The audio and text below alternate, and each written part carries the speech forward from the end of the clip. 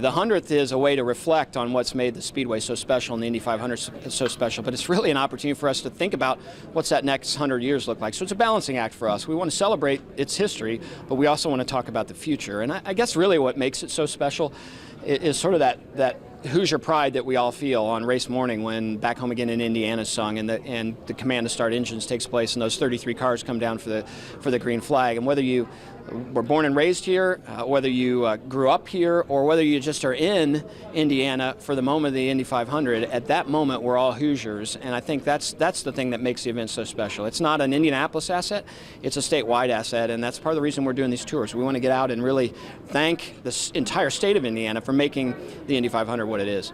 I guess I had not thought about this, but there is a rebranding of sorts. You have to kind of target that younger crowd to want to come to the race, because I guess I'm your ticket buyer right now, so you really are kind of wanting to make sure that this race is sustained for years to come, because it's a very challenging economy right now, and there's so many other sports out there. Well, we've got a lot of competition now that people didn't used to have, so that's one of the biggest challenges that we have. But the bigger thing is, how do you get that young generation to engage in an automobile race? And the tradition is what makes us special, but the tradition itself doesn't captivate young generations. So we have to figure out a way to get them in, and then when they start understanding the traditions, it makes that experience richer. So it is definitely a challenge for us to figure out how do we appeal to that next automotive or racing fan, or frankly just big event fan. And the Indianapolis Motor Speedway is more than just a race. It is that big event. You're running your own race, 191 days till the green flag drops, $50 million worth of improvements to the race course to make it even more beautiful.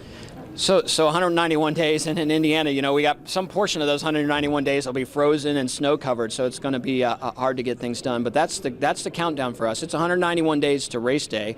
It's about 29 days less than that to the point you get to May 1 when people start coming in the gates to get practice underway. So we've got a race of our own taking place, but we've got a great team of folks, a lot of Indiana connections to the projects that are going on in Speedway. In fact, New Paris, Indiana, just a little ways from here, is actually building all the fence mesh that's going around the fence at the Indianapolis Motor Speedway. A little company out of Muncie's doing all the steel plating, a company out of Indianapolis building the steel. So we're trying to engage as many companies throughout the state as we can into making sure that they're invested in this 100th running. My last question, a lot of people think, especially with the state of auto racing, that basically open wheel racing is the month of May. It's the Indianapolis 500, and then after that, who really cares? Assess the health, the state of IndyCar racing right now. So as a promoter of the Indianapolis Motor Speedway, I love the idea that everybody thinks of the Indianapolis 500 as open wheel racing, but in order for it really to grow long term, we need the IndyCar series outside of Indianapolis to really be healthy and grow. And the company that owns the Indianapolis Motor Speedway also owns the IndyCar series. So we are actively engaged in how do we make sure that we are adding races to the calendar that are adding to the excitement and helping grow not just the Indianapolis 500 and not just the IndyCar series, but the fan base across the country. It's a challenge. It's a challenge in a marketplace, the United States, that has so many other opportunities as we go forward. But that is one of the main goals of the IndyCar series, is how do we create more fans? Because if we create more fans, maybe not just at the 500, but Detroit, just up the road from here, or some of the other events that take place, that's going to help us all get better.